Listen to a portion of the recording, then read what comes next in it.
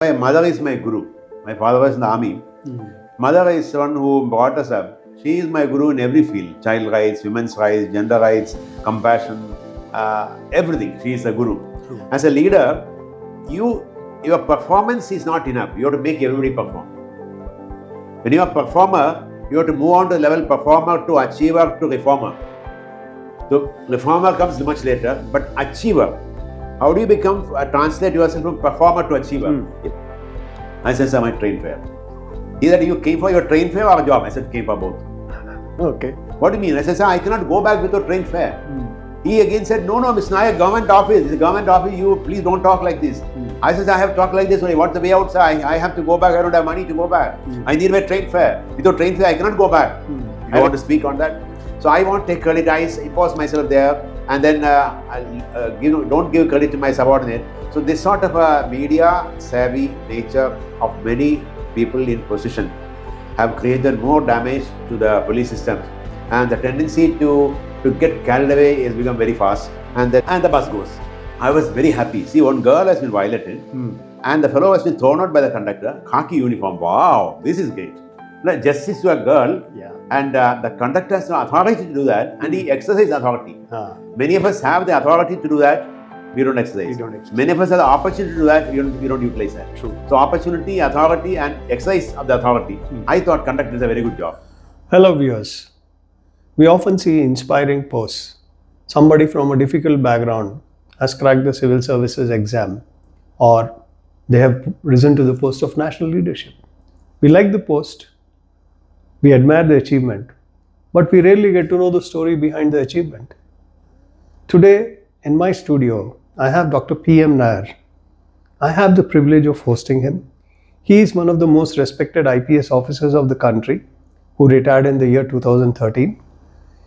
In today's conversation, we're going to discuss with Dr. P.M. Nair about the struggles in the early part of his life, the mindset he had at that time that helped him overcome these struggles, and how did it shape his personality?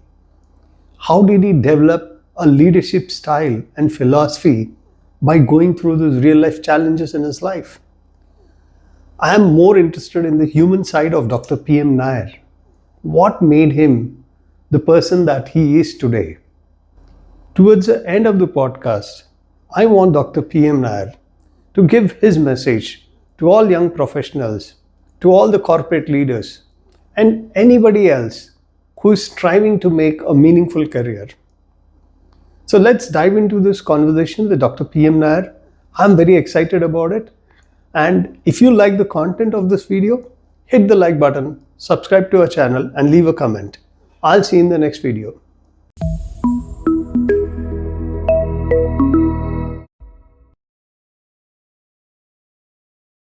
Thank you for coming on our channel, and I'm so privileged and happy that you could take out time.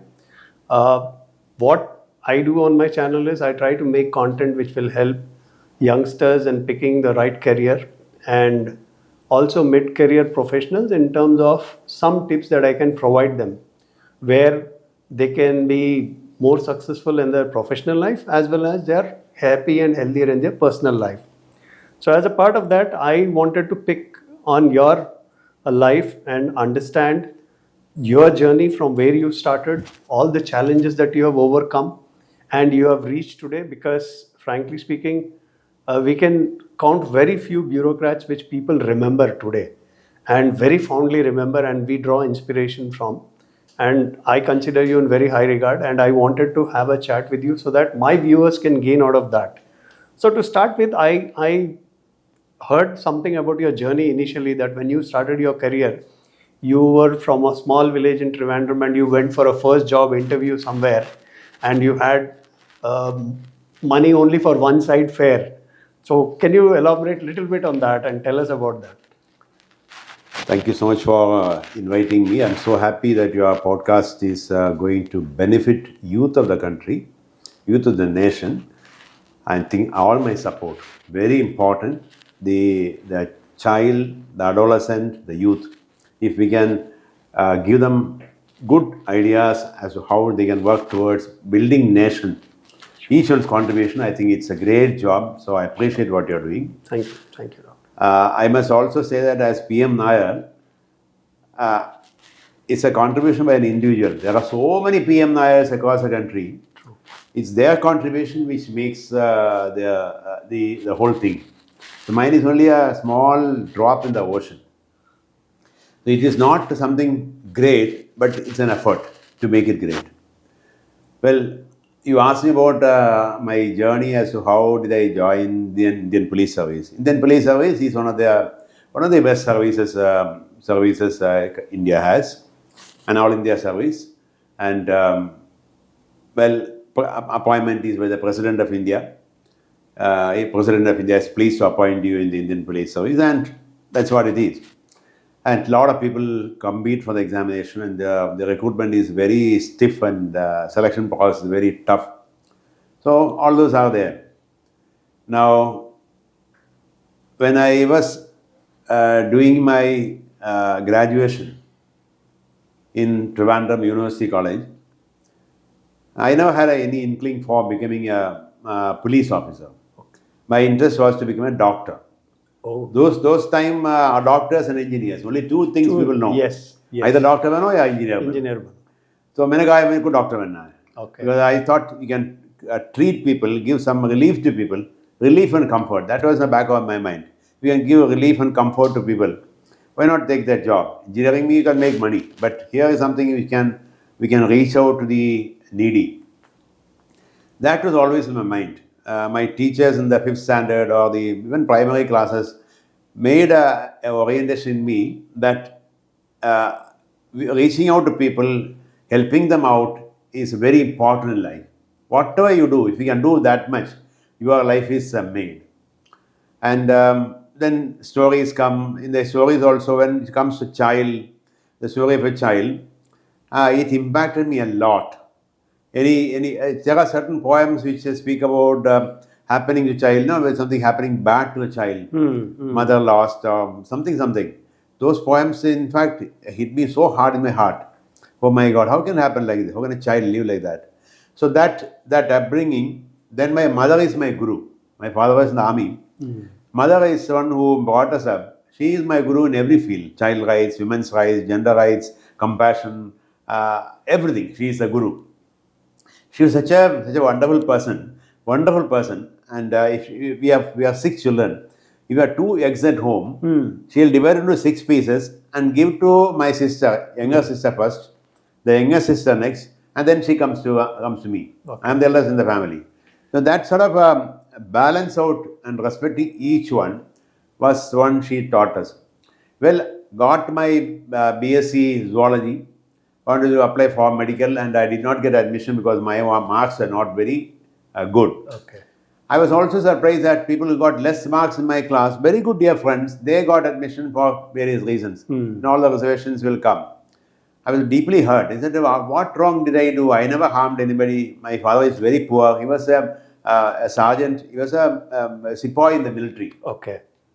Retired as the same rank only, something like a sergeant. And then by the time we had six children, so he could not look after us with the whatever pension he has. So he went as a security guard. Okay. So imagine a security guard, what salary he would have. And so BSc तक जो भी पढ़ाया, मैंने कहा नहीं, मानो पापा के पास पैसा कुछ भी नहीं. There no money left with him for teaching us. So the day I finished my BSc examination, I went to tutorial college and started taking tuition classes. Okay. So I remember 1973 when I finished my BSc, and I went to a tutorial college and started taking tuitions at 75 rupees per month. Out of 75 rupees, I'll give 35 rupees to my mother, 40 rupees for my travel or food, every day 1 rupee meal. Okay. So 30 rupees meal. So all very clear, nothing more, nothing less. Well, then I thought, now how do I go to MBBS and become a doctor? Everybody said you have become zoology, BSc, go for MSc zoology and then you can apply for that. Okay. Or wait for 1 more year and then apply for that. I said, if they go by only marks, there was no written examination that time. Only marks. Next year also somebody will take marks, and so my marks are like this only. So because you don't have a reservation, you need to have very high marks for that. I said, chalo, that is beyond me. Now it's something else. Now I said, if I have to study and also teach tuition classes. You cannot go for MSc because MSc requires practicals and examinations and drawing and map and all things. I said, let me find something which can be a shortcut.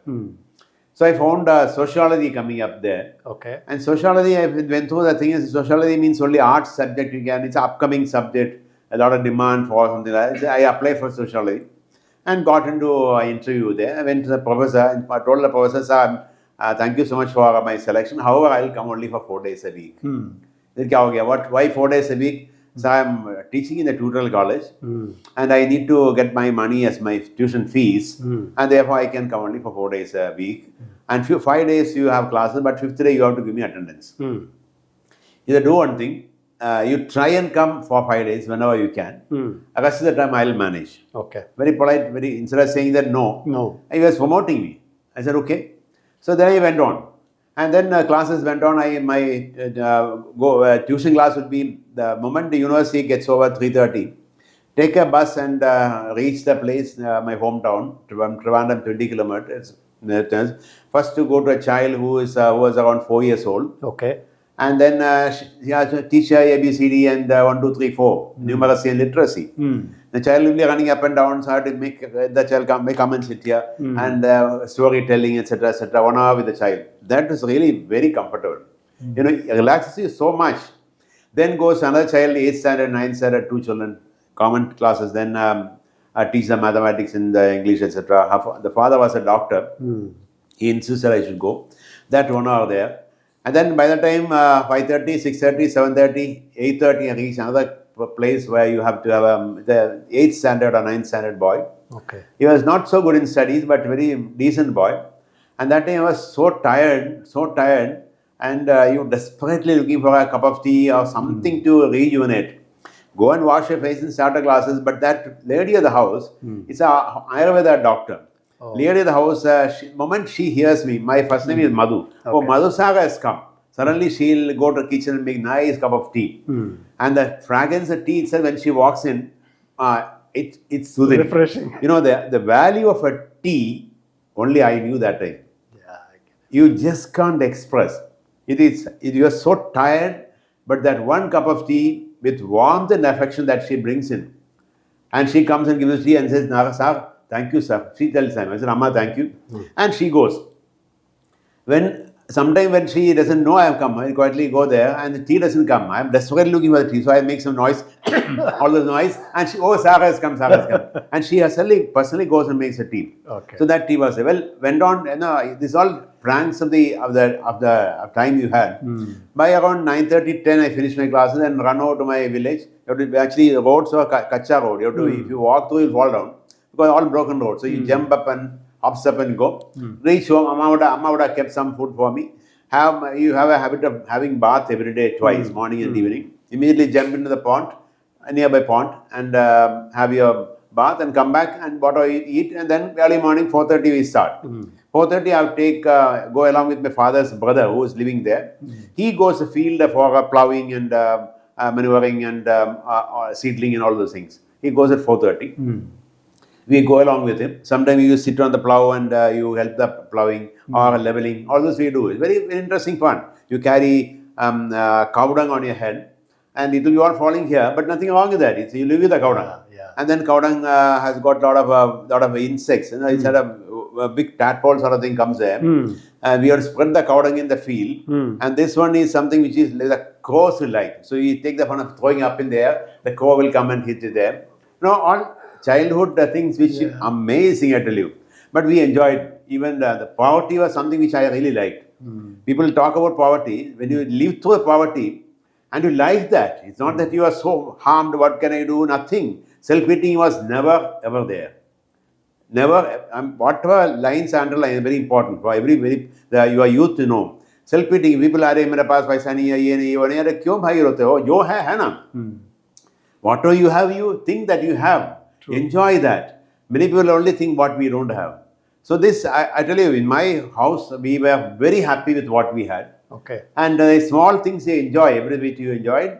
And finally, I did my MA, post-graduation. Okay. And post-graduation also, I found my classmates, 20 of them, they will make copious notes and like a topic is on society, MacIver and page. People read books and copy MacIver page on, go on writing 20, 30, 40 pages on one essay.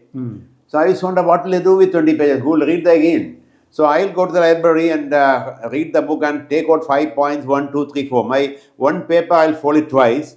So you have one paper, you have only 2 sides, A4 sheet. Yes. But when you fold it, you have 8 sides. Yes. So my notebooks are all 8-sided because it's folding the paper. Yes. So one essay, I'll write 5 points. That's it. 5 or 10 points. And what is the relevant point? One quote. That's it. Then my next essay goes. My entire notebook would be only this much. Okay. They have all tons of notebook there. With God's grace, that strategy also worked. Okay. So it is not that you go on having a dissertation for every essay. Volume is not required. Quantity is required. Quality is required. Now, how do you get the quality? You read, understand, and write yourself. True. Now people start typing computer, fair enough. But writing yourself, I found is very important. Even today, if I have to write something, you have to speak something very important. Instead of typing in the computer, I feel it is better write to the hands. Your English or Malayalam, whatever you want to write to the hands, you may commit mistakes, then you come back again, rewrite. That makes tremendous impact because it gets registered in your mind once, twice, thrice. Yes. So that registration goes in. Well, after sociology, by the time we start applying for the jobs there, Okay. in Kerala, that point of time, even probably nothing, even now, private jobs were never heard of. Very less. Not even there. So only government jobs. So what government job? First you'll become a auditor in a AG's office. You become station master in the railways, telephone operator in the telephone department, all government of India. Then bank employee, bank manager, bank assistant. Then state government will have some position of some gazetted officer's post. Then you have a upper division clerk. Then you have a lower division clerk. All those posts are there. Applied for all the jobs. Each job will require 5 rupee or 10 rupee application fees. Yes. That is from their pocket. Then there will be a written examination. You go to some school and write the written examination. After there is an evaluation, then they put a board saying that you are selected. Interview comes in. Interview only a namesake, but still interview comes there. Then they make a list there. And finally, my name would be there on the list. And when the appointment comes in, only some people are selected because some people from here, some people from there, all the reservation caretaker, they have to follow anyway. So after 1 year, the list lapses. So my God, it went on and on. I said, what is 1 year, 2nd year, 3rd year? Itne sare list mein hai, but koi ho nahi raha kuch. I was completely shattered. The government job to milna nahi hai. Now what is the way out? Kuch to karna padega. Then suddenly you got there was an application for a bus conductor job. Okay. Bus conductor is a very interesting job. I was very happy with the bus conductor. We used to travel from my hometown, Nair to Trivandrum, 20 kilometers. And 20 kilometers bus when they travel. At that time, bus used to have a entry from behind. And that area was reserved for ladies. Yes. Gents have to go forward. Most of the youngsters who go to college, they will hang around there. You know why it is. They try to cheat or harass or do something harm to the girls and women there. Conductor will tell them, please go forward. But these fellows won't go. The people like us, we go forward and sit comfortably there. Not a seat also. And maybe read your books or read something, you go through that. Suddenly you find out a noise and commotion there. And why these fellows? Anyway, conductor will keep on pushing them. One day, one girl shouted, "Ayyo, something happened like this." So conductor said, what happened? That girl said, "These fellows pinched my bottom." She said that boldly. Conductor stopped the bus, out. Told the fellow, out. He did not go. Bus stopped for 1 minute, 2 minutes. You know, when the bus is supposed to reach a destination, time counts. 3 minutes, 4 minutes. And Kerala people are all educated, so they don't know the rights are very important. Am I right? You are right. Hey, who the hell are you stopping? Why are you stopping the bus? They all pile on the conductor. Conductor said, this fellow has created a problem. You ask him, what is the problem? The conductor said, he only said out. I said out. Man will not go. He said, I have purchased a ticket from this place to this place. I have come halfway through. And why should I get out from here? I have got a right to go. The conductor says, out. So finally, all the passengers put pressure on this fellow and threw him out. Okay. And the bus goes. I was very happy. See, one girl has been violated.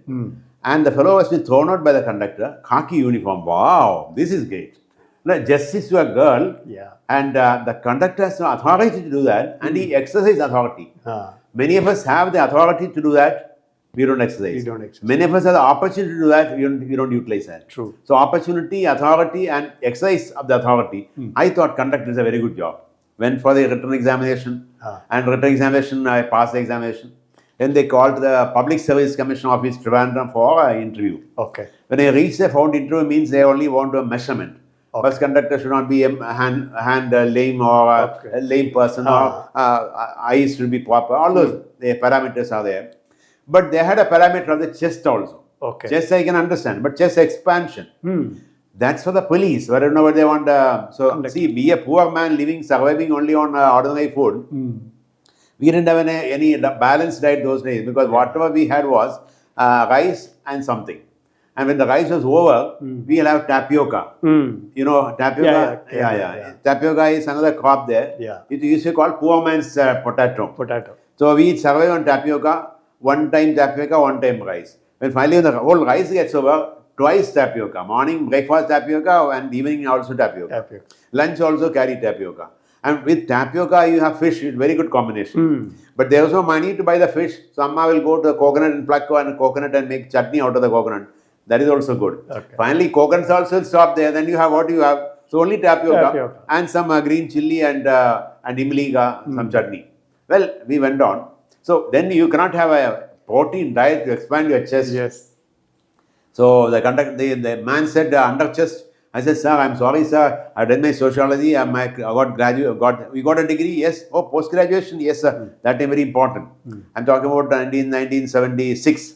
Oh, okay. I'll allow once more. I said, sir, please, sir. He allowed again. He said, no, sorry. Your chest is not there. You will not be selected. You are not selected. I said, Cheta, बड़े भाई एक बार आओ सभी देवता देवतियों को सबको प्रार्थना किया prayed all gods and goddesses on earth which I know Hindu Muslim Christian सबको प्रार्थना करके I expanded my chest and he measured and he put in the card under chest rejected. Didn't work. Now क्या करूं? Under chest rejected. Rejected can be dejected also. Okay.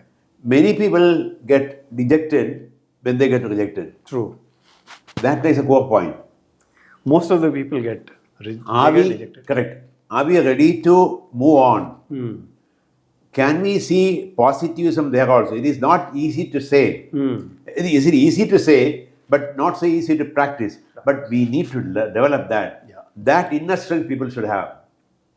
That inner strength comes for everybody. Rich, old, poor, child, male, female. Everybody has got the capacity. We need to nurture that habit. Don't say that we don't have, I can't do it. Nothing or I can't. You have to develop that habit. I'm telling you what, exactly from field experience, I have seen so many people, not only myself. True. You develop that, nurture that capability within you, that you can do it, you shall do it, and you will do it. And then I said, okay, under chest rejected. So I said, if I am not fit for a bus conductor job, what else I am fit for? Now I said, do one thing. Let me walk back home. 22 kilometers, I should walk back home. Not as a punishment. I said, let me think. After 2 kilometers, I'll start thinking to myself, what next? What went wrong? How do I overcome this? So you need time and also your space. Time and space. And second is an intuitive thinking. Suddenly, what solution? No solution. No solution. Solution won't come like that. You have an intuitive thinking yourself. Allow your mind to think. Your right side hemisphere and left hemisphere. Both have to come together. One is proactive, do this. Other is reactive, don't do it. One is emotional, allow that function. One is rational, allow that function. So rational, emotional, proactive, reactive. Get all the parts of the brain. That time I never thought it's a brain working like that. Now I know. But I want all the youth to understand this point. That your one side of the brain works and tells you get lost. No, don't do that. So you allow time for both the brain hemispheres to come together and work together and function together, and then only you'll get the appropriate results. And here I said, okay, now let me walk. While walking, after 2 kilometers comes the Kerala University headquarters, Kerala University building. Okay. We have in the college. We don't have to go to university because nothing much there. Yeah. Examinations are conducted by the vice chancellor sit there. For the vice chancellor means like Bhagavan, God. Now, of course, people don't do that, but they are. When I was studying, vice chancellor means wow. Actually, almost like God. Yeah. Principal itself was God. Then vice chancellor comes much later. And then when I saw the university, I said, oh my Saraswati Mandiram, let me make one pradakshana, round of the temple and then go, walk back. And I made a round. It was early morning because the bus conductor interview was at 8:30 in the morning. Okay. 8 in the morning. Got over by 8:30. At 9:30, people start coming to the office. So I was around that time. Made one full round of the entire campus. Beautiful campus, beautiful building. And last bureau was Employment Guidance Bureau. So and when somebody just came and settled down there, कुछ करने के लिए तैयार हो रहा था. मैंने पूछा, बड़े भाई, cheta, what do you do? He said, can't you see that? I said, the Employment Guidance Bureau. So what guidance you do? What's your qualification? MA Sociology. Class undo? You got class? Yes. Okay, come here. And he gave a cyclo-sale form. Cyclo-sale form. That time cyclo used to be there. And he said, you can fill up, cheta, you want some money? I don't take any money. No, I want application money you have. Oh, why? I don't have. I have only 2 rupees with me for the bus fare. No application money. You give it to me. Fill up everything and give it to him. And he said, you go. I'll send it up to us. After 15 days or maybe 15, 20 days, I get an invitation card saying, you are invited to Delhi, Indian Council of Social Science Research. I applied for that only. ICSSR, post is research assistant. You will be given second class travel cost for going up and down. So appear for the interview on this particular date at this particular place. I went to Amma, I have got an interview like this and I want to go. Amma said, you will not go. Your father was in the army. He went to all the Jammu, Kashmir and Ladakh and all those places. He suffered. He is in severe asthma now. Now he is security guard again. He is suffering there. You cannot go because the climate doesn't suit you. So you have to give a job here. Maybe a peon job, but you want a government job here. You cannot go. I said, Amma, one request. I never seen out of Kerala. Here they are calling me to Delhi and giving me a second class train fare. So can I go? I said, okay, that you go. But there is no money with you. I said, I'll manage that. I'll get the money from there and come back. All right. So she gave permission for me to go. I went to Delhi, Indian Council of Social Science Research, Indraprastha Estate, ITO, New Delhi 2. That's the address given to me. And reached there. And reached one gentleman, administrative officer, Mr. K.L. Dhar, remember his name. Went to him and did namaste to him. He said, oh, Mr. Nair, come, sit down. You will have a cup of tea? Yes, sir. Government office tea is free of cost. So anyone have a number of tea? So give a cup of tea. And he said, Mr. Nair, your interview is postponed. So next month they will conduct the interview. You please go back. Next month you come for interview, we will consider you. I said, sir, I cannot go back. He said, why? Sir, you have called me, sir. Card says you will give me second class train fare. So I have come for the interview. Give me a train fare, I will go. Mr. Nair, this is a government office, so we cannot give you a train fare without interview.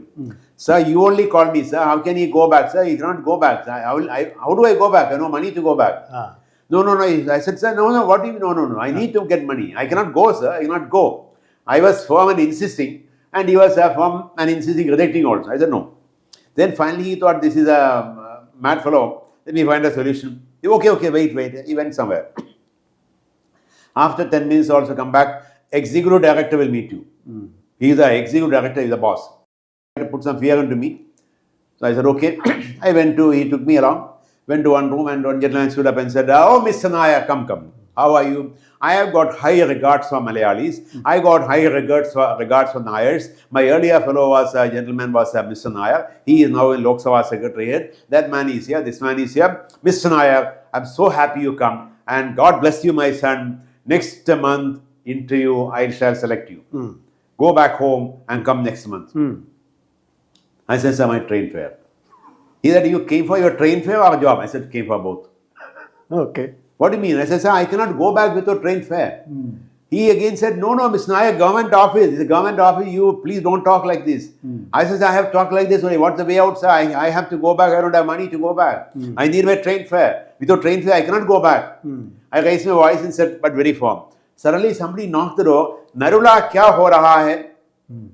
I could still remember the words. And he barged in and said, Narula stood up and said, sir, all fine, sir. So my words came from my mouth. Sir, nothing is fine, sir. Achha, you told off. Yeah. See, that courage we need to have. When you are under tremendous pressure, you are fighting for a just cause. Yeah. You are asking for a genuine thing. You are asking for what is appropriate. Nothing wrong. There you don't bend. Once you bend, that person will pile on to you. When you bend, the other person who is violating the rights, who is suppressing your rights, who is discarding your rights, have an opportunity to pile on to you. So everybody has to have that approach to the rights and duties in such a way that you should not bend before illegal things, before wrong things. I won't say illegal, wrong things. Here is something which is a wrong committed on me. I said, then this man comes in, he came in, who are you, young man? Later I found he was the chairman of the Indian Council of Social Science Research, Dr. J.P. Naik, very famous educationalist of Maharashtra, Pune. Okay. There's a J.P. Naik Institute of Education, Pune, even today is there. Okay. One of the best education centers in the country. He is the founder of the institute and he is chairman of the ICSF. So he even said, who are you, young man? I said, sir, good morning, sir. I am so and so, sir. I'm PM Nair.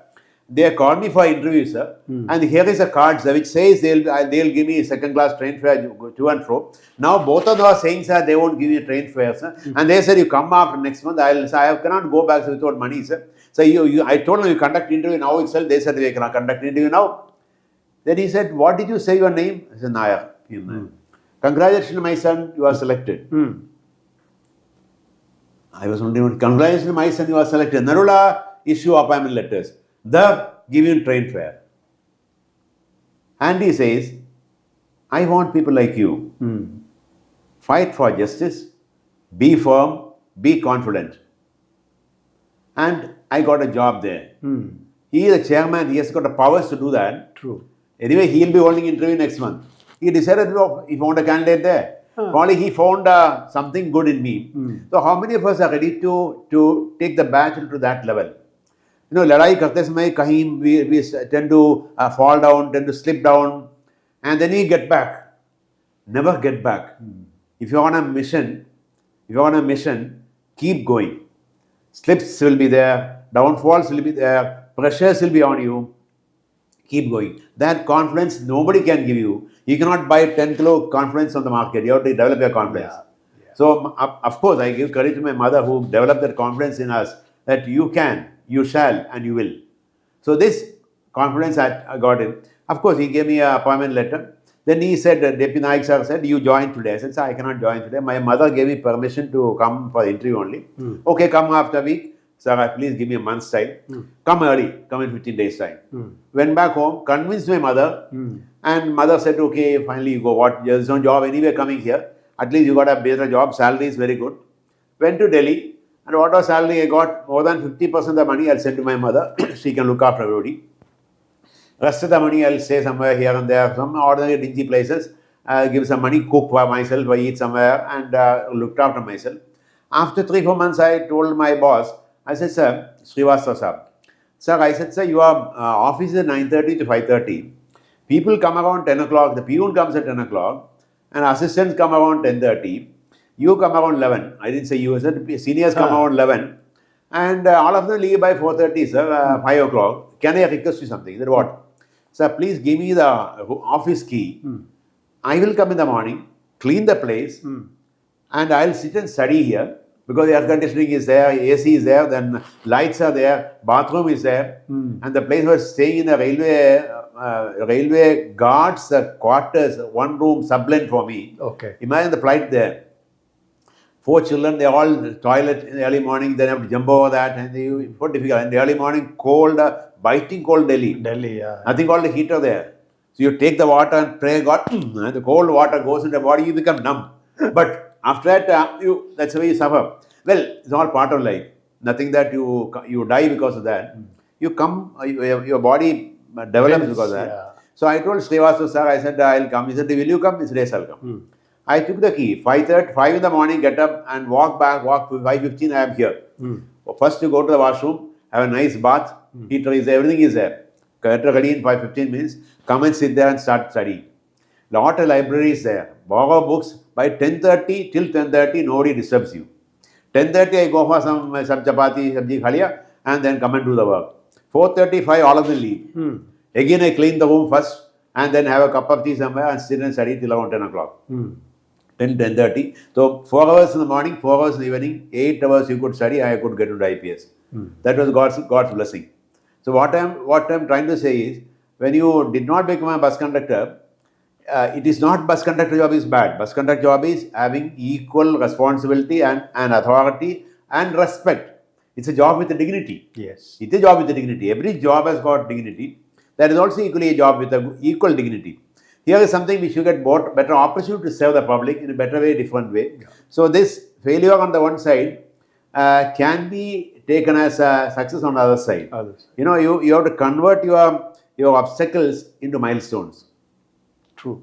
Very, very rightly said.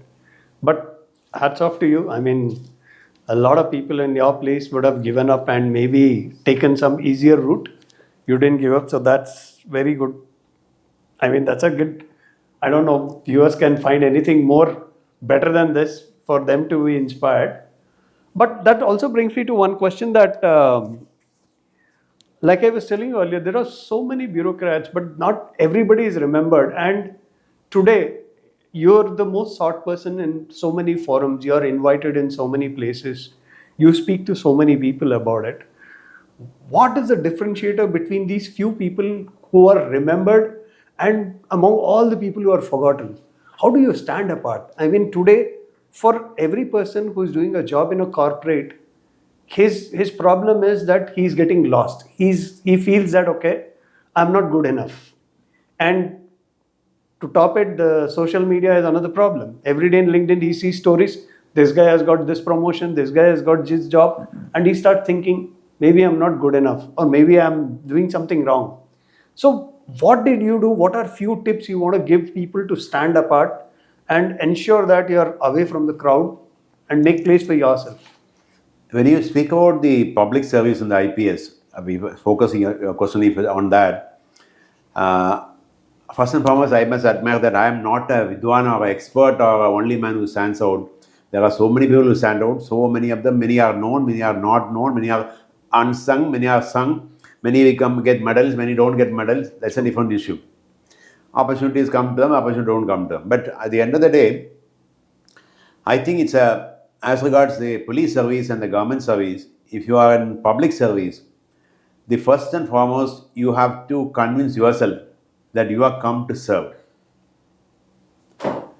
One who serves the servant. You have to have in your mind, I am not the master. Master is a constitution. Master is a law. Master is the golden rules. Master is a right. Master is a duty. Master is a dignity. These are all masters. So you have to be a servant of these masters. Again, I'm very clear on that. Master is not the political boss. He's also a public servant. True. MLA or a minister or a chief minister for that matter, he is also a public servant. You're also a public servant. So for a public servant, that person is not the master. That person also another colleague, another public servant. Governor is also a public servant. True. So all of us are public servants. So who is a master? Public is a master. What is public? The people who are supposed to serve. Many of us misconstrue that. Many of us, somehow we start with that idea, but get lost somewhere in between. You start succumbing to the political pressures. You want shortcuts. You want faster promotions. You want your nice postings. You want easy jobs. You want vacation and relaxation. You want your family to be looked after. You want posted to X place and not Y place. True.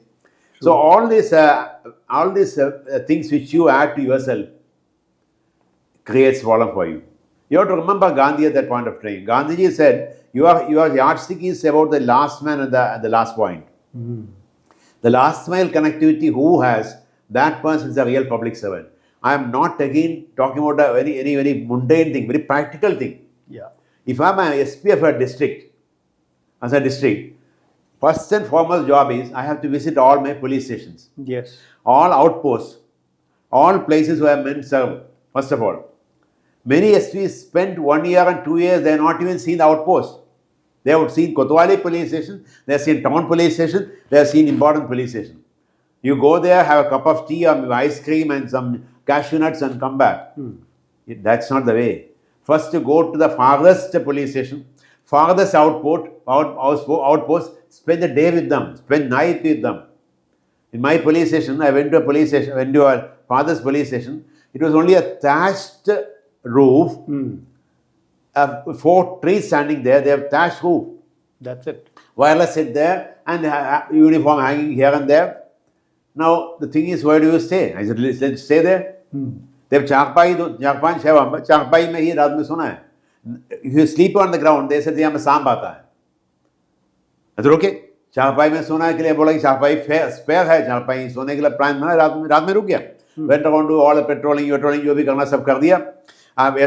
Did an inspection of the police station, talked to each one of the constables there. उस वक्त the police station में sub inspector, assistant sub inspector, head constable and 8 or 10 constable. That's all they have in the police stations. Then night they said चारपाई आपके लिए है, this for you, etc. I was skeptical. No sir, ये आपके लिए रखा हुआ है. And I started machadani lagaya and started sleeping there. Around 2 o'clock at night, I woke up and found one man sleeping on the ground. Hira Singh. So I got up in the Hira Singh, ये बिस्तर किसका है? Unfortunately, ये तो मेरा ही है. I said, आप मेरे को क्यों कर दिया? सर आप SP है. मैं कैसे आपको नहीं करूँगा? ऐसे नहीं. Now we will sit together. I cannot sleep because 2 of us cannot sleep in that. Then we will sit here. See, Hira Singh, a head constable or a constable, is ready to compromise to the extent that he will sleep on the ground so that his SP is comfortable there. That is the beauty of the police. The beauty of the police. Your men are fantastic. Whether it is state police, whether it is CRPF, whether it is CBI, whether it is intelligence bureau, wherever I notice, everywhere, the men who you command, they are gems. They are gems. You only have to give the heart to them. You only have the mind to them. And their such loyalty is unflinching loyalty. Unflinching loyalty means amazing loyalty. So I don't know how I can reward Hira Singh. He respects you so much for that. Well, we became friends and went on and on. These are examples which I try to say that first and foremost, you respect your men. True. Very true.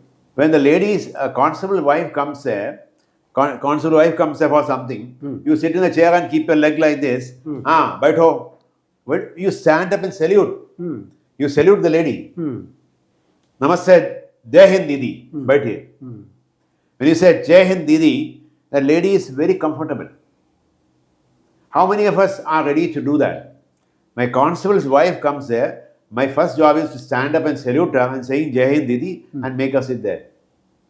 I'm not showing something, just showing off. It is showing respect to that woman. And that lady is more comfortable. She must have come with 100 problems. With this, she'll forget also. True. अच्छा दीदी क्या हुआ? सब मैं तो भूल गया. अच्छा बोलो क्या चाहते हो? Something she'll say मेरे husband का ये परेशानी है, उसका something नहीं मिला. ऐसे उसको भेजो मैं कर दूँगा. Whatever you want to do, you do it. So the solutions are always there with you. As Superintendent of Police, commander of the battalion, whichever post you are, you have all the forces with you, all the command with you, all the perks with you, all the privileges with you. You can give it to your own men subordinates. How many of us do that? You have to reach out to the problem. That's the second point. Third is crime control. होता नहीं है कि when you sit in a police station, lock up in your air-conditioned room, put a red light on. Who will come? Take the red light out and keep a green light all the time. Keep your door open. Okay, you want AC on, nothing wrong. Keep the AC on, but the door can be open. People can walk in. If a complainant comes there, lady comes there, of course, you ensure she's safe and secure. Tomorrow, Fidain also can come in. A criminal also can walk in. That you have to make your security careful about that. But the person can walk in. Make the person sit there, be comfortable. Make the person comfortable. I think if you can reach out to the people, that is very important. How many people in the police stations or DYSP office or ASP office or SP office or ID office reach out to the masses? Crimes can be controlled only when we reach out to the crime.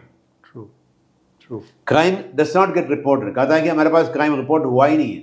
अरे boss report होगा नहीं है तो आपको जाना पड़ेगा crime के पास. जाओ ना, आपका काम वही है. आपका काम वही है कि आप क्राइम के पास जाइए. Many of us do not do that. We sit in a room, air conditioned room, लाल बत्ती लगा दिया, हमारे पास थाने में रिपोर्ट करो, थाने से मैं देखूंगा. थाने में भी वैसे रहता है, लाल बत्ती लगा दिया, या थानेदार बोले कि कौन है क्या है, अरे भगाओ वहाँ से. I'm not saying all Thanadars are good. They are very, very, very, very sensitive, very, very good Thanadars and police officers are there across the country. Sub-inspector, constable, head constable, outstanding people are there. But what I'm trying to say is, when you have to serve the public, you have to reach out. True, true. Same thing for collector also. Same thing for sub-divisional officer also. She had to reach out to the people. उनको क्या चाहिए, pension चाहिए, पानी चाहिए, तालाब चाहिए. That reach out, you will come. Otherwise, they won't come to you. Yeah. So that reaching out is very important. Third mantra I would say is compassion. Authority is always there. If you show your authority, you are not serving the public. When you show your compassion, people come to you. People come to you only when you show compassion. They know this fellow is compassionate. You cannot please everybody. True. Grievances may be something which cannot be met with. Grievances may be something which is not within our powers to do. But when you are showing compassion, that person is comfortable. That compassion is again a very important element in public service. Any service for that matter. When you are compassionate, you have half the job is done.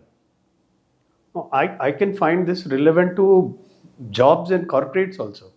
I think you are telling by your experience, but I can relate it very well to corporates also, that, like you said, whom are you serving?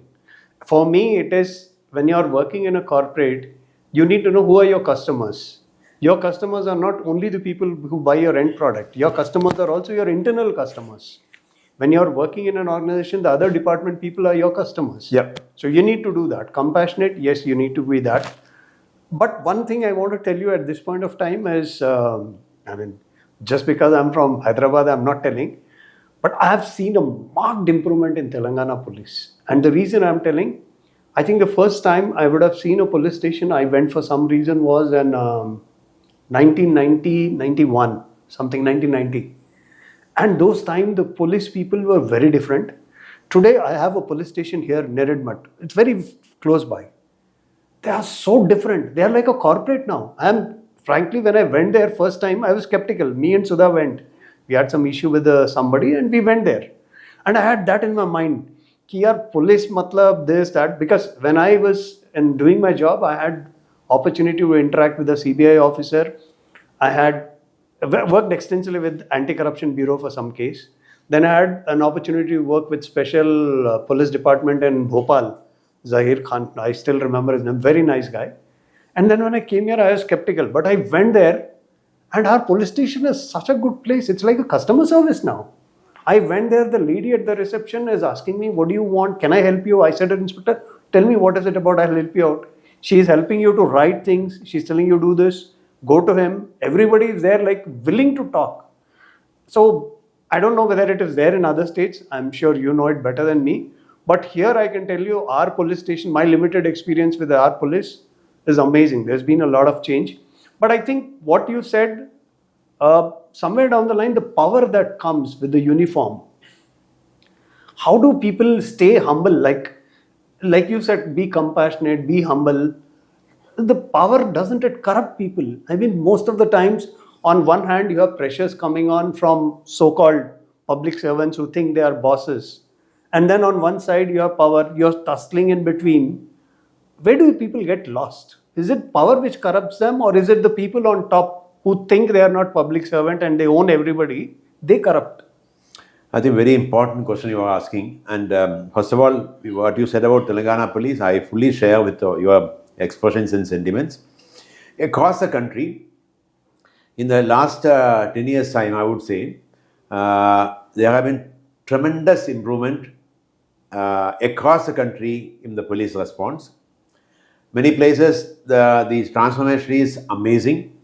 Many places, transformation is slow. Many places, transformation is yet to happen the way it's required. So they are still lagging behind. Otherwise, across the country, the response systems have a tremendous improvement. But this reaching out to the crime has not taken place even now in many places. Yeah. They still think crime should come to me, then I respond. That is not the way. Could it be because of the ratio? Because somewhere down the line, I feel that the number of police personnel per number of people is still very less in India. Could it be because of that? They're always under workload pressure, cases pending, one person handling 20 cases. There are two dimensions there. I don't know if you are aware, that the crime rate, means number of crime reported per 1 lakh population, is one of the lowest in this entire region in India. Okay. Different states will differ, Yeah. but one of the lowest. Number two, the number of homicides and murders, excuse me, homicides and murders which are reported in India is much less than Western countries. Okay.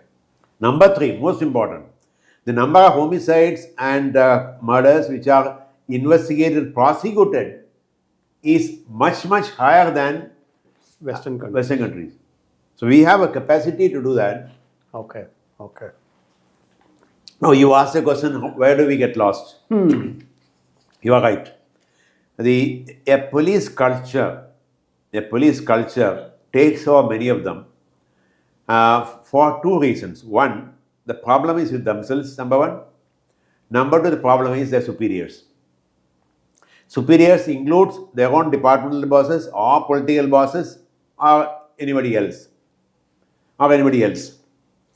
Now, anybody else can be a very, there are categories there, I don't want to mention name, like judiciary, for example. Now you may ask, what is the question, what is the problem with judiciary? I can come later. See, the problem with themselves. If I am posted as a sub-inspector of a police station, I have come here to do public service and do my job. I am honest about my work. I am truthful to my work. I do my work diligently. And I am expected to, okay, I'll work for, say, 18 hours today. Tomorrow, 18 hours. But day after tomorrow, I cannot work 18 hours. I should have only 6 hours work. But again, a pressure comes, no, the sub-inspector is on leave. So you better do that. So who puts the pressure? My immediate boss.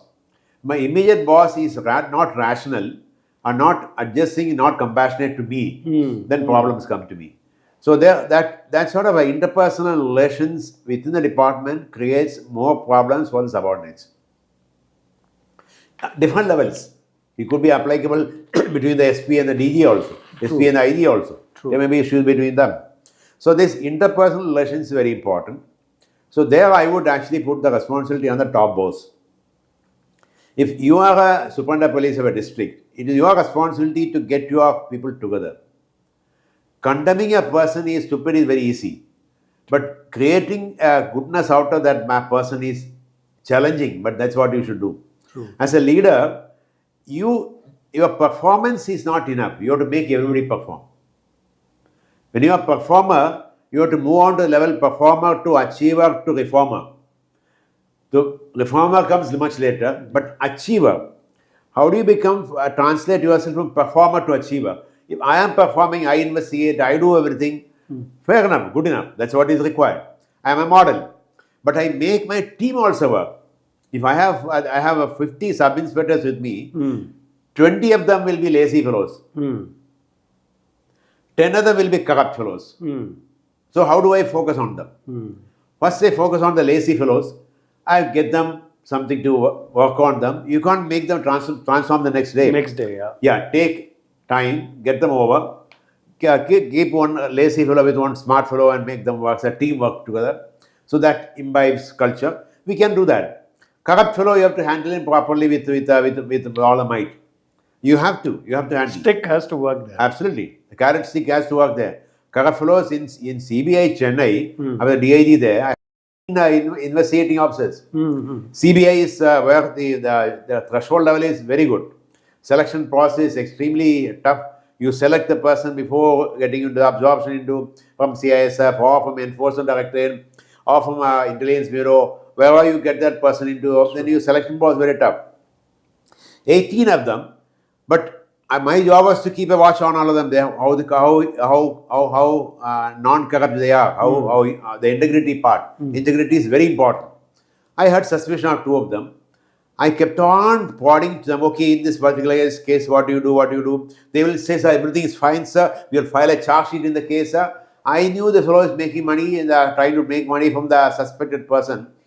But then finally, at the end of the day, we led a trap.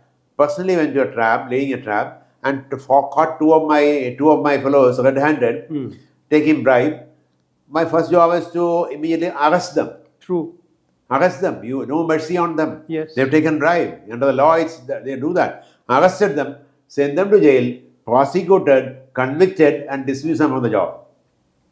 So this work which you did in Chennai, they moved out to Delhi, the anti-corruption place, and I got charged for some time. I told I have a dubious distinction that I have sent 2 out of my 80 fellows to jail and got them dismissed. You take a call whether you want to be corrupt or not. If you are honest, I am with you. 100%. Nothing will happen to you. Let anybody tell anything, but you be on the right path. Industry, impartiality, integrity, I am with you. But if anybody is corrupt, I am the first enemy for you. And the message is enough. People do understand. So your message, your reputation travels before you. Yeah, very much. So they all got to know. They all know this fellow is a dangerous fellow. Now let's reform ourselves. They do. So I'm not saying I'm a Vidwan, but all of them are good human beings. Sometimes they miss the whole journey somewhere, get lured by money, get lured by unwanted stuff like maybe drinks or drugs or sex or something like that. That problem happens to people who are mentally not strong, emotionally not strong. So you identify such person, give that person an orientation and counseling, keep him with you. I think you can do that. When I was in CRPF, one fellow was completely drunk. They said he is driving a truck and all the time he is drunk. He cannot drive. When he gets drunk, he drives the truck for maybe 5 kilometers, stops the truck and he gets drunk there and sleeps there. Next day morning, he brings the truck back. He's carrying something. So what do? They said he cannot be, you have to dismiss him from the job. So I called him and said, you be my driver. Instead of battalion driver, I said, you be my driver. Come here. And I told him, I will give a drink. I'll give a drink only on a Saturday, when Sunday no work for you. Okay. You take as much as you want, so long as you don't die. Other days, no question of drink. Of course, I had to do some de-addiction work also. 1 month we did de-addiction, got him as my driver. And I ensured that he gets his drink on a Saturday. But rest of the days, we are perfectly fine. He will never touch. He said, I'm soft driver. Main nahi pee sakta hoon. So see that the leadership again. So people fall the wayside because their temptations are very high. Corrupt money comes in. The criminals come and lure you. Criminals who are doing the money come and give you 10 lakh rupees. Boss, humko chhod do. So now you decide whether you want chhod do or you want corrupt money. This money. You take a call. So that point of time, your mental courage, your conscience should work on you. That is the problem. That's the job of the leadership. The leadership is very strong. They show the way. I think 90% of the people who are led also follow the leader. 10% corrupt, we can reform them. Or if you don't get, send them to jail or legal action should be taken.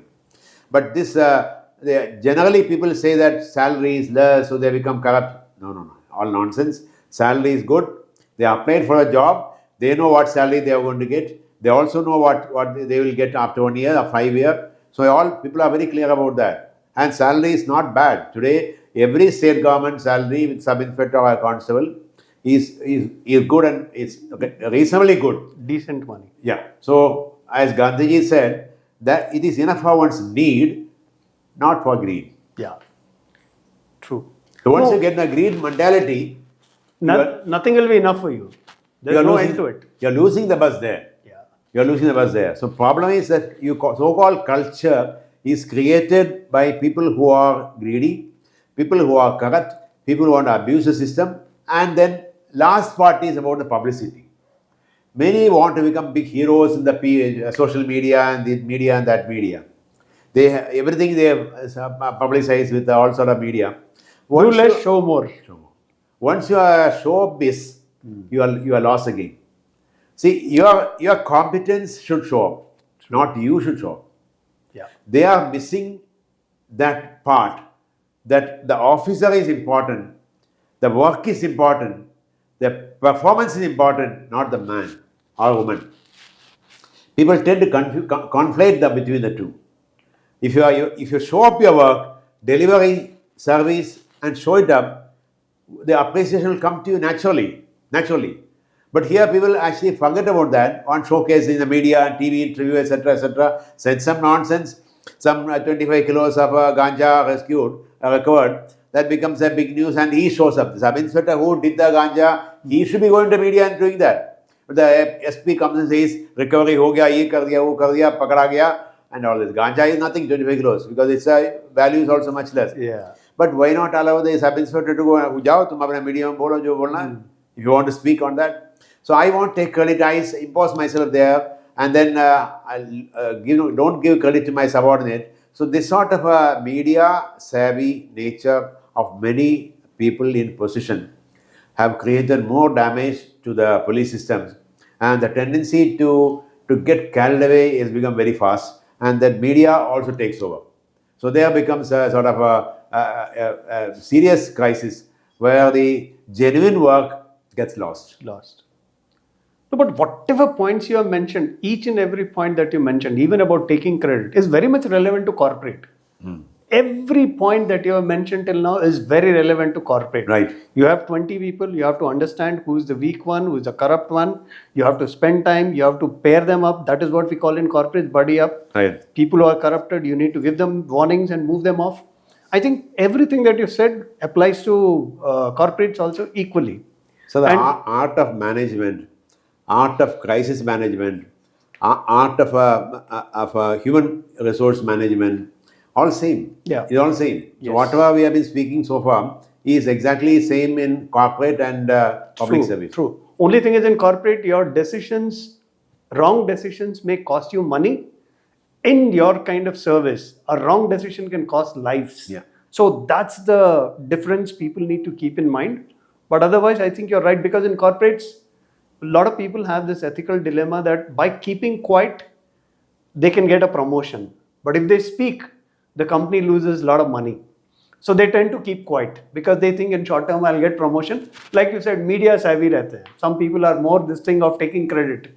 So I think that is a wrong concept if the manager thinks that way. After my retirement, I've been working at Tata Institute of Social Sciences for 6 years as a professor, and then move on to corporate sector also as advisor in many places.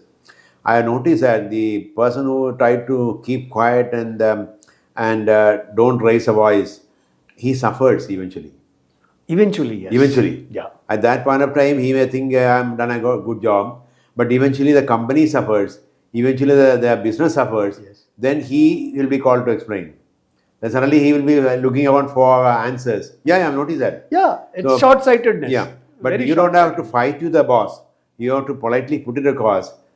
If he doesn't hear, it's okay, but you have made your point. Yeah, agreed. I think you were right about that. Lastly, I think I have just one or two questions, Doctor. One is the transition, like some bit of point you have covered, but the transition from person who has been taking orders and following orders to the person who is at the top giving orders. How do you transition from there and ensure that you maintain your humility and humbleness and ensure that work is also done? It's not that people take you easy and people try to think that, okay, if I don't do, he will not do anything. He's very soft. See, first and foremost, it's never a transition that way. It was not always taking orders or it was never giving orders. Okay.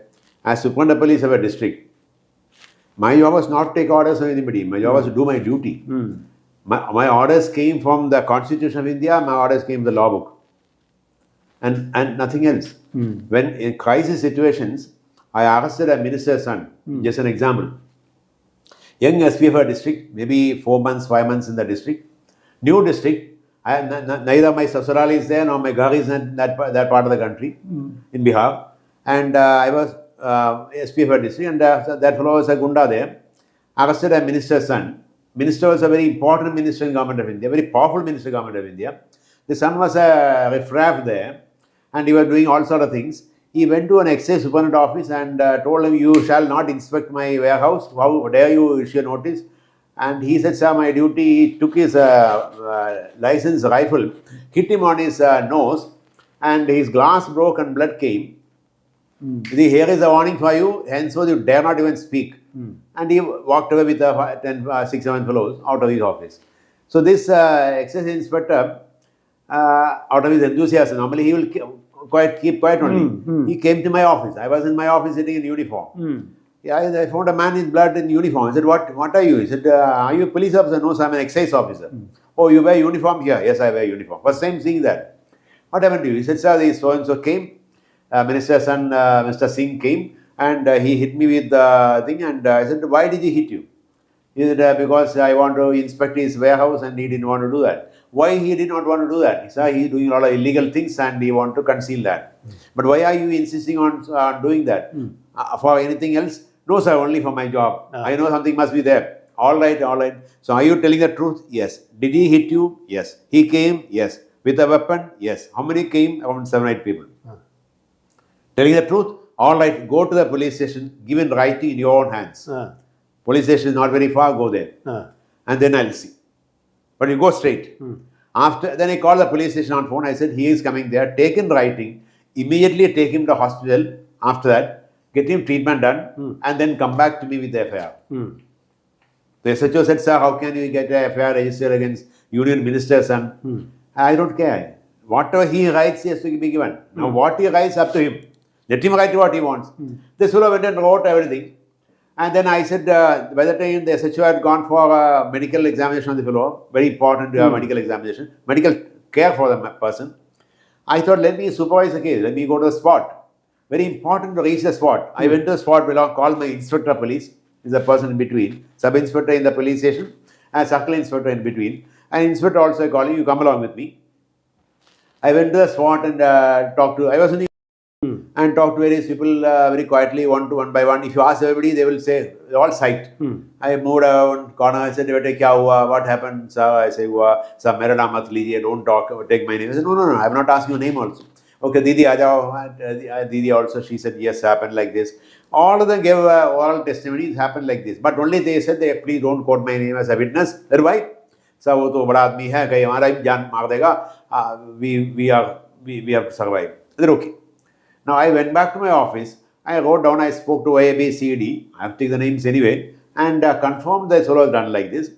And he has entered the office, illegal trespass, he has carried a weapon inside the office, under the Arms Act is violated, he has got shouted at the fellow and hit him on his nose, causing serious grievous injury to his place. And the fellow was saying, accusing said he is trying to commit murder on me. Murder may not be there, but culpable homicide can be, because hitting a person with a butt on his eyes, this butt could have gone into eyes and damaged his eyes permanently. It's serious matter. So it could be a case of attempt to homicide also. Therefore, the person should be arrested. I called the inspector. I told him, please go and arrest him. Inspector also was scared. I said, no, you take our investigation. Inspector belonged to caste, same caste that Mr. Singh. Okay. So I thought then he will have to do that. So I issued order in my writing. And next day morning, the inspector went to his house around 4:35, saying that we got a phone call from the minister. SP wants to meet you, please come. Then the SP could have come and met me. Why should you come? No, SP. Previous SPs used to come to my house every day evening and have a cup of tea with me. Why he doesn't come? Who is this fellow? New fellow has come. Chalo. Then SPS got some message, here he comes. So he sat in the jeep. Inspector brought him to the police station. In the police station, he kept him outside. Went to the police station and dialed number. At that time, there was a cell phone. Called me, sir, fellow is in the jeep in the police station. What do I do? I said, get him in the police station, man. Talk to him. What happened? You interview him. They record his statement. And thereafter, you see, according to the, if he had done a crime, you put him in the lockup. Sir, lockup? Yes, of course. Under the law, whatever provision you have to do. He didn't know what to do.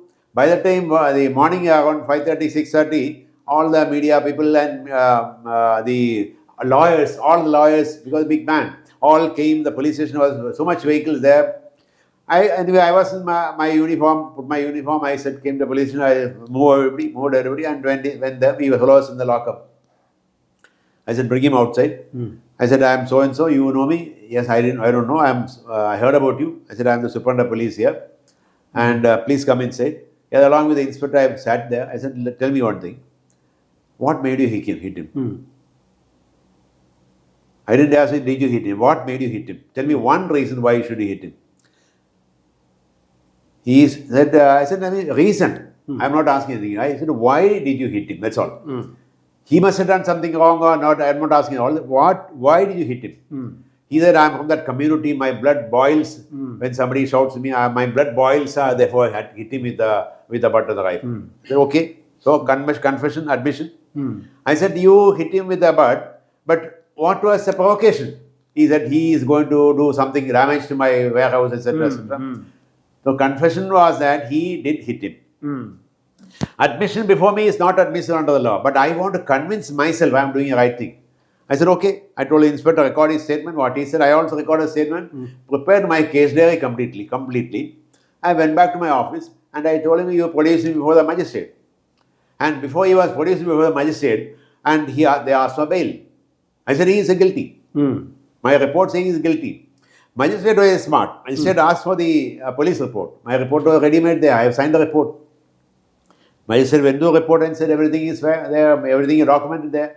So he said, I asked for bail. Magistrate said bail matter, time is up. Till 12 o'clock only we hear the bail matters. Put about tomorrow, means he'll go to jail. Hangama ho gaya. Then they said, pretended he is sick and unwell and unconscious. Then suddenly they told the courts, he is unconscious, we have to medical treatment. Courts have given application. So they said, under escort. So they came back to me again, given escort. And well, escort was given. See, the point I'm trying to make is, at that point of time, you have to support your SHO, you have to support your inspector, you have to take on courage on yourself. And why I mentioned this story was, next day, everything went on well. He, of course, got bail eventually. But the next day, even he get a mail that my deputy superintendent of police is suspended, pending inquiry. And that fellow was never in the picture. He was a tribal fellow. And he was not there that day. He went out somewhere and I don't know where he went. So I called him. I said, "Bhai, kya hua? Tere ko kyun suspend kar diya?" Sir, I am the EC target, so they suspended me. They can't do anything to you. You are IPS officer. And they can't do anything to me also. What does it matter? No, sir. I said, must be something. So I don't know. So I found he is innocent. So what I did, I told you get lost. Anyway, you are missing yesterday. Today also you get lost. I cannot serve the suspense order on you. Get lost.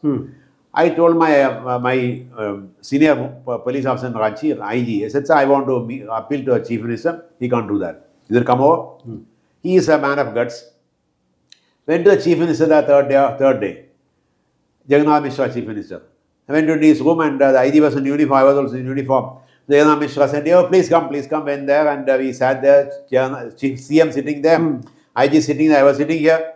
And I said, sir, you have suspended my deputy superintendent of police. He is innocent. Hindi only. He is completely innocent, sir. He is a tribal, sir. He never did anything. He was not even the scene of crime. He doesn't know what happened. Sir, I take responsibility. I am the one who ordered. My signature is here is a copy of my order. The CM stood behind and came in. You have done a good job. I was surprised. When he says a good job, then I said, sir, my DOS you suspended. See, we are politicians, we have to do something here and there. I said, please release him, sir. He is innocent. Okay, we'll get done. He told somebody, Commissioner, please go and get a report by tomorrow. Commissioner went in and inquired and found everything and found he is innocent, he is nothing did, responsible mine. And matter came, the Home Department released him. Fourth day, I get an order saying the DSP Biruli is released from suspension. Okay. I sent a message saying, I did not execute the suspension order, he was not here. Now that you released him, it is deemed to be not executed. So how many people have got the guts to do that? It's a political battle. Yes. I stood on my guts, not because I had any special guts. Law is with you. You have to prepare documents, foolproof. No add something, concoct something, then it will catch up with you. Everything documented perfectly. And documentation went to court of law, court accepted. Went to all senior officers, they all saw my note. Nobody could pinpoint anything on me. And finally, when the torture, the harm came to DYSP, I could stand up like a rock and say, nothing doing, I will not do it. And that courage in you came not because of anything inside, but because that you are on the path of truth, on the law. The law gives you so much strength. So I think the clarity that you have, that you are not reporting into anybody, you are taking care of the Constitution. Constitution tells you what you do. And law. And the law. That clarity, I think, gives you the power and ensures that you do it. And I think for leadership, it's a good lesson that if you are sticking to what your job is and if you are doing it honestly, and if your team members are suffering because of not their mistake, you have to protect them and you have to guard them. So I think it relates to corporates also equally. I think One message from your side. I just have two more questions. One message from your side for all the corporate leaders who are there today. Since you are also associated with TISS, why don't you tell what is the message that you want to give to the leaders today? Because the competition is becoming more and more on a daily basis. Insecurities are becoming higher because of various reasons now. Suddenly, people are talking of AI, that AI is going to take away jobs. People are panicking actually. There's no need to panic because I had done a podcast recently and we were very clear. I spoke to some people who are in this field and they were very clear that AI is not going to replace jobs, it's going to only replace tasks. So if you don't want to be replaced, you equip yourself. So, what is your message to the leaders today where there's chaos, little bit chaos around jobs, insecurities, job replaceability, everything? I think 2 points I would say is, number one, you have to be technically sound. People who are not technically sound better better learn. You know, at your age of 75 also you can learn artificial intelligence and programming, etc. It's not rocket science. You can do that. Okay, you will not become an expert, but you will be a learner. Yes. Fair enough. So that technical know-how, technical experience, technical expertise is something which should be your domain. Let it be sociologist, let it be manager, let it be human resource person, let it be a IT professional, anybody for that matter. Yes. So that technical experience, expertise has to be your forte. Once that forte is with you, nobody can bring you down. Number two, most important, I would say, is that in a system like this, when there's a cutthroat competition, that cutthroat competition, you shall not create a competition. Many of us think that I want to be safe, so take away 10 fellows under me. You please remember, when you're taking away 10 fellows under you, 10 families are going to suffer. They also got families, the way you have. So what one should think of is any democratized way of management. If it is a completely personal management, I look after myself, egoistic management, things won't work. A democratized system of management, everybody can survive. As you rightly said, AI will not throw people out of jobs. AI will only ask you for a different way of doing things. True. It is the way you have been doing things, do it differently. Today you are doing in a particular way, tomorrow do it in a different way. So I think this spirit in the person, that it is not for me, if it is for us, that leadership quality, we all can thrive together. If that all can thrive together, that philosophy comes into the leadership mind. It is again not a very easy thing for many people to even understand. True. I think of my perks, my salary, my promotion, my increment, my bonus, etc., etc. But how many of us in that position? Okay, I am giving job to 10,000 families. So each family counts, each family welfare counts, each family response counts. Today, I kick out one fellow for no reason, or saying there's no job. The family is in dire straits. So that part, many leaders, you see, I'm not saying that you cannot throw people out. A man is corrupt, send him out. No compromise. He has created a problem by himself. A man is selling the company. Like insurance company follows a collusion with the hospital and next to the hospital and creating problem for the company. Send him out, throw him out. Then a person is completely incompetent. Come what may, I will not improve. You tried all your techniques. Okay, sorry, get lost. So if these three extreme cases are, you have no option. Otherwise, 90% of the people are with you. They want you to grow. They want the company to grow. That is a management which our people have to think. 90% people want us to grow, want me to grow, want to develop together. So that 90% I should look after them. If I get that spirit of looking after the 90% and growing along with them, developing along with them, and surviving along with them, I will also progress, they will also progress. Great. I think so. The mistake most of the leaders do is think about themselves and only think about their favorites. And you think that's a mistake they should avoid. Yeah. Lastly, one interesting point I wanted to check with you is that based on all your profile, based on all the cases that you have investigated, everything, there's a persona of you that, though you sound very simple and humble, but you're looked at as a person who's a sher. I mean, you cannot back down. You cannot back down if you know you're right. But at home, ma'am is also nothing less. Ma'am is also very established and she is also very strong. How do you balance out that equation? Well, everybody knows the share is the lady is the share there. Well, she was in the IAS. We had the privilege of working together in many districts. Since the chief minister at that point of time found we are working together, the CM even said you become SP and district collector of the same district together. They got posted us and we represented independently. Okay. But CM came and said, "What's the problem?" No, I have selected you. And you look up, you work here, do whatever you can do, and I give you full freedom to work. So that sort of trust the CM gives us, then we have to live up to the trust. Means if you are waiting 18 hours you are working, you have to work 19 hours now. That's one part. But at the same time, the point is, how do you look after the work-life balance at home also?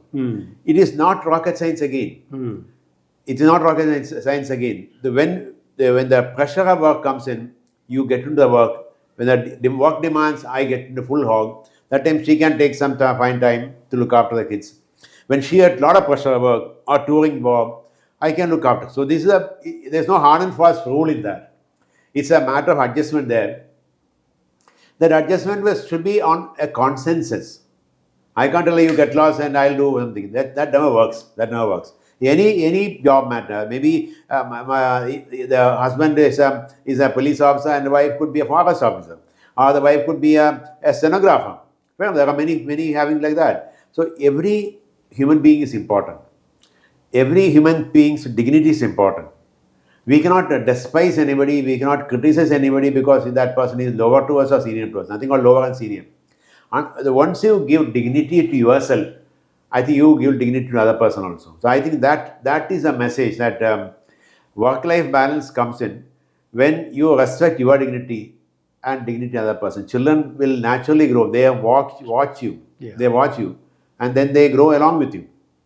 So that work-life balance is very important when both people are working together, and especially more so when you are in positions of this nature. I remember when she was a sub-collector, SDO of a particular place, Dumka, SDO's jeep goes, all the tribals will come running. Madam, me pension de diye, gaadi de diye, hamara ye bana diye, wo bana diye, ye de diye, something, they will all come and speak in Hindi and Sandali together. And the vehicle is full of people crowding around there. She'll get out and talk to them nicely, and all of them, men, women, etc., etc. When my vehicle as ASP, how a police vehicle goes, all of them will run away. डर के कोई नहीं वहाँ पर. हमने कहा क्या भाई हमने क्या जुल्म किया? बोले नहीं, इधर पुलिस के पास आते नहीं. क्यों नहीं आते हैं? सब पुलिस से डरता है. क्यों डरता है?